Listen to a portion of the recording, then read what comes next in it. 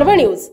आरंभ एका नव्या पर्वाचा। माणसाने माणसासारखे जगले पाहिजे, वागले पाहिजे ही समानतेची भावना प्रत्येक समाज मनामध्ये रुजली पाहिजे।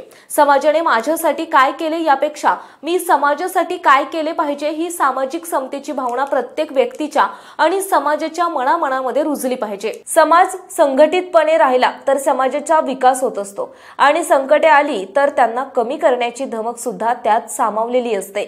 संत महापुरुषांचे विचार घराघरापर्यंत पोहोचले पाहिजे। चुकीच्या रूढी परंपरांना फाटा देऊन विज्ञानवाद स्वीकारला पाहिजे। म्हणून संतांच्या विचारासोबतच आधुनिक शिक्षण सुद्धा घेतले पाहिजे।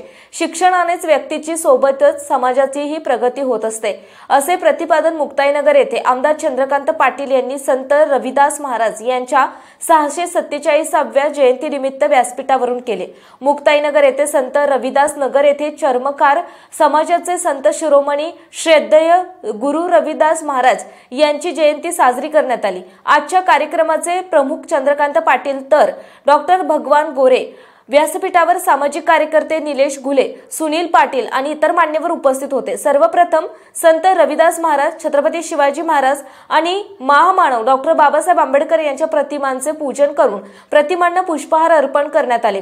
कार्यक्रमाला यशस्वी करण्यासाठी निलेश घुले, कैलास शिर्के, अतुल हिंगोणेकर आणि इत्यादी तसेच महिला भगिनी आणि समाज बांधव मोठ्या संख्येने उपस्थित होते। कार्यक्रमाचे प्रास्ताविक अतुल हिंगोणेकर यांनी केले तर सूत्रसंचालन निंभोरे आणि आभार प्रदर्शन गणेश गोरे यांनी केले। कार्यक्रमानंतर सर्वांनी महाप्रसादाचा लाभ घेतला।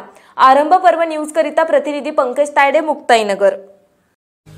पुणे शहरातील आणि जिल्ह्यातील महत्त्वाच्या आणि ताज्या बातम्या पाहण्यासाठी आजच आमच्या आरंभ पर्व न्यूज चॅनलला YouTube वर सबस्क्राइब करा आणि बेल आयकॉन प्रेस करा।